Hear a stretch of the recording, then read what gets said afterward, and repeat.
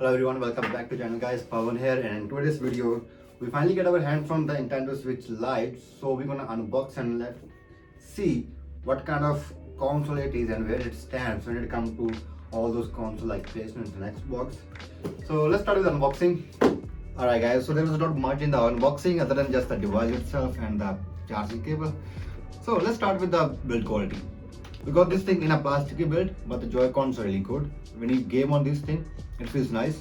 And in the back, we got the Nintendo Switch branding. And in the Lite version, we don't have any kickstand that we have with the original or the older versions. Despite that, in the downside, we have a Type-C charging cable, which is really nice. On the top, we have a headphone jack, which is really nice. And next to that, we have a fan vent. Even though I gamed like 3-4 hours on this thing, there was no noise coming out of that thing.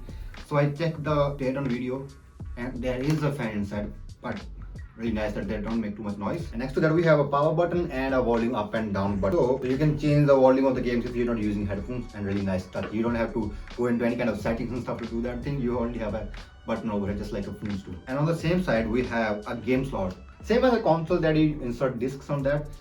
This bus comes with a game slots and you can insert that thing inside it. And the next thing is the display. So it's a 5.5 inches 720p display compared to 6.2 inches, and I think OLED is a little bit even bigger. But both of them share the same thing, same 720p display. You're gonna notice this thing really earlier when you start gaming on this thing, that the screen resolution is really low as compared to you getting used to playing on a monitor which is 1080p or a TV which is 4K. And if you're playing games from other languages that you don't understand, I would say good luck reading the subtitles on this small screen.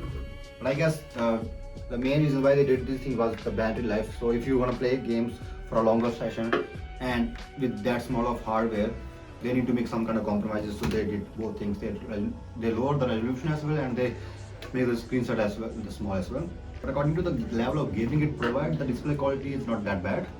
And if you are a casual gamer, you will not gonna be annoyed by this kind of stuff. But one thing is, this thing didn't come with any kind of screen protector. So the first thing I would recommend you guys to do when you bought this thing is put a screen guard on that thing, because you're gonna use this thing a lot in moving, and you will just left it somewhere and you don't wanna get scratched on this thing. So just get a screen guard, and I don't know why Nintendo didn't give it to you. And when it comes to connectivity, we have the Bluetooth and the Wi-Fi, same thing. You can use the Bluetooth for connecting the headphones, but I was not able to use the mic with it. Next thing is the speakers, and they are not that much appealing.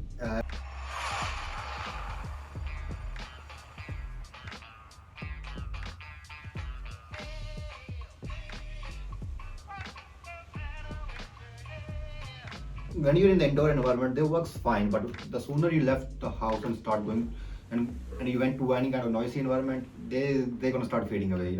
It's not gonna be this much loud that much you need. So I would recommend just throw a headphone now, even though you have a headphone jack. So you will not gonna have that kind of problem with that. And in terms of specs, we have the NVIDIA Tegra processor, and as you know, with this kind of stuff, we have no upgrades on that thing. This is what you're gonna get, same thing like a console. But you can upgrade the storage. If this thing comes with, I guess, 32, which is not enough. And if you install at least 2 or 3 games, even the Apex Legends, you're gonna run out of the space. So you can upgrade that thing with the SD cards, and you don't have to buy the Nintendo license one. This is the way how companies make money, right? They say this is the licensed one, and they're charging twice the money that you can get on the market. So you can get anything like 120 or 200 some kind of gigabytes, and that's gonna be more than enough for you if you wanna play Nintendo games. And in terms of battery, we have a 3570 mAh battery, which Nintendo said it's going to last anywhere from 3 to 7 hours. And why they said this term is because it's a gaming machine, so it's going to depend which game you're playing, which settings, and which kind of brightness you have. And the brightness is the one which plays a major role. And there's no multitasking, which is one of the biggest drawback. You cannot do 2 things at one time. You cannot download a game and play a game at the same time. I didn't knew about that thing in the beginning. I was playing a game, and when I checked the download status, it was still there. And then I realized it's not do multitasking. So if you switch to one thing, the other thing will gonna pause for that moment until you're gonna go back. Now let's come to the main thing, the gaming and the performance, how this thing works. So when it comes to gaming, the games which are designed by Nintendo, for example, their licensed game, Mario, Zelda and Pokemon, they work really fine. I played 2-3 of them and I loved that thing. Even though I thought I was not gonna love the Mario games because I'm not that kid anymore. But the moment I started playing these games, it was fun, okay? No doubt at all. I enjoyed the time I spend on that thing. But the thing where it starts showing its age is when you play the games which are a bit heavier for this kind of console. If you switch to a third-party games which are optimized for the Switch, some games sounds really good, some was not as good as they should be. I played a couple of games.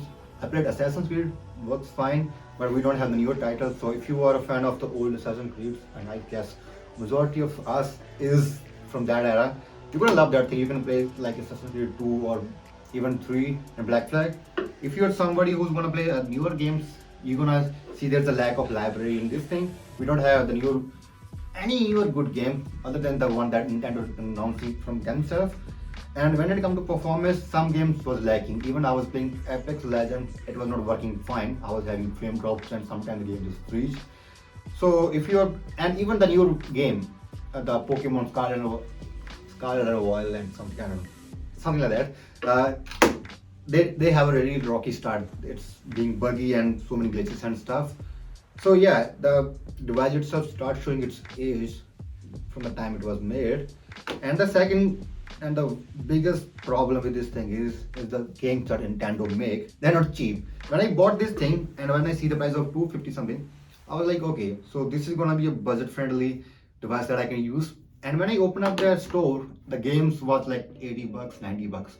So if you bought 3 games, you already spent as much as you spent to bought this device. And even if you bought the third-party games like, as I mentioned, Assassin's Creed or even the Witcher series, they are costing more than what you can get on a PC or even a console, you know. And that's the biggest drawback of the Switch. And talking about the drawbacks, let's talk a little bit more about those stuff. One of the major issues that the Switch runs is that Joy-Con drift. And if you don't know what that thing is, it's the same issue most of the time you have with your controller when you're not pressing the analog stick, but it's still registering any kind of movement in the game. So like your character is moving, you're looking at some side. That thing happens like 3 out of 5 Switches. Even though it didn't happen with mine so far, but it's been like only, I guess, a month I got this thing. But with the original one, if that thing happened, what you can do is you can remove the Joy-Cons and you can bring the newer one and you're back in the game. But with the Switch Lite, it's like not removable, so you're stuck with that thing. And second biggest drawback is, and that's probably one of the reasons why most of the parents gonna return this thing. This thing will not gonna work on dock mode. So what's the dock mode is you can connect your Switch with the help of a dock to your TV, and then you can play the Switch games on the TV. That sounds really good, and it is really good. And with the help of this controller, you can play those games, and you can switch this controller instead of 1 to 2 because they have their own buttons in the top, so you can use it like that kind of way. And that's really clever way to use a controller. And now you have 2 controllers and 2 people can enjoy the game. Not gonna happen with the Switch. And even if you don't want to play it on the TV, what you can use is with the help of a kickstand, you can put this thing as kind of like a small display, and you can connect 2 of these things if your friend have it, or same thing, divide these 2 and play the game the same way you're playing it like that. Same thing, you can do this thing on that thing, but you are using this controller and other person is using their own, so that's gonna be not this much fun to do. Alright, let's talk about the conclusion here. Like, who should buy the Switches? If you're a casual gamer like me, and if you wanna have a gaming experience when you're outside, I would not recommend you to go for a Switch, and I have a solid reasons for it. First of all, this device starts showing its age, and I guess, as I told you, probably they're gonna announce it within a year or 2 that they are coming with a new Switch. And second biggest factor here is we already have a good portable device. It's not gonna be that much portable as the Switch is, but we have, and this is called Steam Deck. And the reason behind that is the Steam Deck is really powerful when it comes to gaming. You can play the game something like a GTA 5. Instead of cloud, you can download the game inside the Steam Deck and play, and Switch cannot do that thing. That's like having a PC in your hand. You can buy the game in Steam and you can use it either in your Steam Deck or in your PC, but here you're stuck with the Switch. So if you bought something like a game 70 bucks on Switch, that's the only thing you can play it on. You cannot play it on other devices. So spending that much for something that is not this much powerful is not worth it.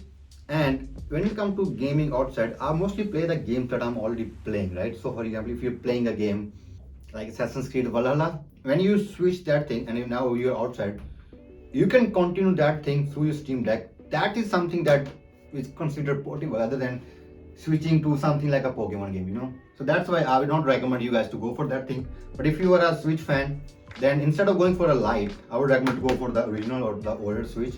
The screen quality is better, the battery is better, and you have extra features when it comes to gaming other than just stucking with this thing.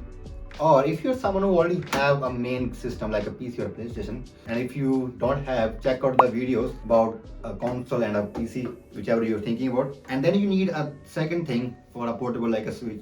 Then you can go for the Switch Lite because you don't need all those features because you already have a bigger machine to play. Alright guys, so that's it for today's video. I hope you enjoyed it, and if you do, please press the like button and let me know, are you a Switch gamer or a Steam Deck gamer? I'll see you guys in the next video. Until then, take care. Bye